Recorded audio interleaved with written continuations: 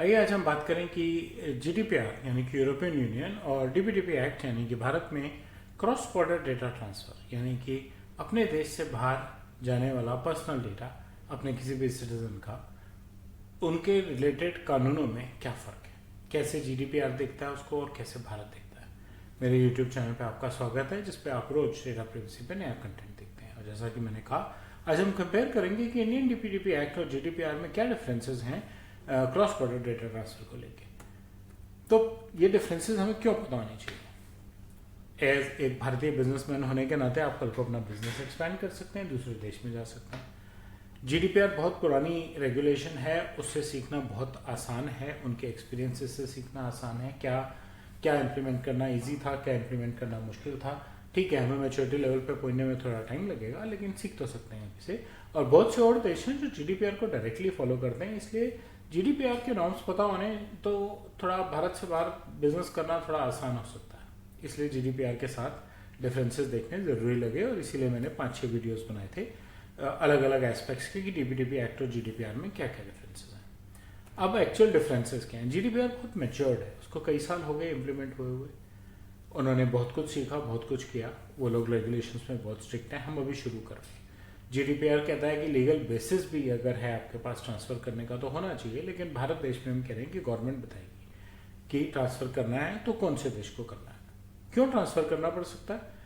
हमें business outsource होके आता है, हम ग्लोबल हब हैं बिजनेस आउटसोर्सिंग का। हमारे पास और देशों से डेटा आता है, हम प्रोसेस करके वापस भेजते हैं। इसलिए ज़रूरी है कि हम कंप्लायंस नीड्स को कैटर करें। अगर रिकोगनाइज देश नहीं है और हम किसी और देश में अपना डेटा प्रोसेस करने के लिए भेज रहे हैं तो भी हमारे लिए ज़रूरी है कि वहाँ पे data related, digitisation, IT related securities क्या हैं। क्या हमारा डेटा सेफ है, ट्रांसमिशन में सेफ है, वहाँ गया हुआ वहाँ पड़ा हुआ। एडिक्वेसी डिसीजंस लेती है जीडीपीआर, जो अभी भारत में नहीं है। अभी कोई क्राइटेरिया नहीं बनाया उसका, आपको गवर्नमेंट से अप्रूवल लेना पड़ेगा कि मुझे ये डेटा इस काम से देश से बाहर भेजना है। जीडीपीआर ये भी कहती है कि अगर आपका कोई लीगल बाउंडेशन नहीं है, कोई पब्लिक इंटरेस्ट का भी डेटा है, तो भी आप आर्टिकल 49 में कुछ ऐसे क्लॉजेज हैं कि किस टाइप के पब्लिक डेटा को भी आप आउट ऑफ यूरोप भेज सकते हैं। लेकिन भारत में अगर पब्लिक इंटरेस्ट का कोई डेटा है, देश की सिक्योरिटी से रिलेटेड कोई डेटा है, तो उसको देश से बाहर भेजना अलाउड नहीं है। गवर्नमेंट का अप्रूवल चाहिए और कई देश ब्लैक लिस्टेड हैं, तो कुछ देशों में तो हम डेटा भेज ही नहीं सकते। विदेशों में जीडीपीआर में यूरोपियन स्टेट्स में स्टैंडर्ड कॉन्ट्रेक्चुअल क्लॉज और बाइंडिंग कॉर्पोरेट रूल्स नाम के 2 कॉन्ट्रैक्ट्स बने हुए हैं। स्टैंडर्ड कॉन्ट्रेक्चुअल क्लॉज तब काम करते हैं जब यूरोपियन यूनियन के किसी इंसान का डेटा यूरोप से बाहर किसी कंपनी में भेजा जाता है प्रोसेसिंग के लिए, इंडिपेंडेंट कंपनी।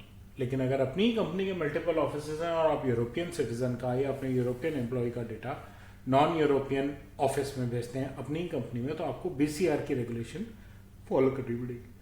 वहाँ पे वन टाइम नॉर्म है, आप अपने स्टैंडर्ड कॉन्ट्रेक्चुअल क्लॉजेस बनाइए, आप अपने बीसीआर बनाइए गवर्नमेंट से, या जो वहाँ के बोर्ड्स हैं, जो हर मेंबर स्टेट के अलग अलग बोर्ड्स हैं। अनलाइक इंडिया, जहाँ data protection of board of India जो बनेगा वो एक ही सेंट्रल बनेगा, तो वहाँ पे आप अपने बोर्ड से अप्रूवल लीजिए कि मैं इस कंट्री में ऐसा ऐसा ये डेटा भेजना चाहता हूँ, इस पर्पज से भेजना चाहता हूँ, और ये मेरे क्लॉजेज रहेंगे। मैं जो कॉन्ट्रैक्ट साइन कर रहा हूँ अपनी ब्रांचेस के साथ, उसमें ये बीसीआर काम करेंगे, और मैं कॉन्ट्रैक्ट साइन कर रहा हूँ और कंट्रीज के साथ, उसमें ये स्टैंडर्ड कॉन्ट्रेक्चुअल क्लॉज।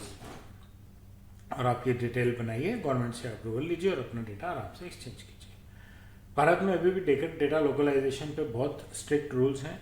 भारत की सरकार कह रही है कि आप क्लाउड सर्विसेज भी यूज़ करें तो ऐसी यूज़ करें जो भारत में होस्टेड है, जिससे कि आपका डेटा लोकल रहे। हालांकि यूरोपियन यूनियन में, क्योंकि आपने स्टैंडर्ड कॉन्ट्रेक्चुअल क्लॉज और बाइंडिंग कॉर्पोरेट रूल्स साइन किए हुए हैं, इसलिए लोकलाइजेशन को इतनी प्रायोरिटी नहीं दी जा रही। सो ये कुछ डिफरेंसेस हैं जीडीपीआर और डीपीडीपी एक्ट में, कैसे वो दोनों डेटा को बाहर भेजना अलाउ करते हैं या रोकते हैं, किस कंडीशन में रोकते हैं, किस कंडीशन में इजीली अलाउ करते हैं। मुझे उम्मीद है आपको मेरा कंटेंट अच्छा लगा होगा। बेल और लाइक आइकन दबाएं, मेरे चैनल से सब्सक्राइब करें और अपना फीडबैक कमेंट सेक्शन में शेयर करें। धन्यवाद।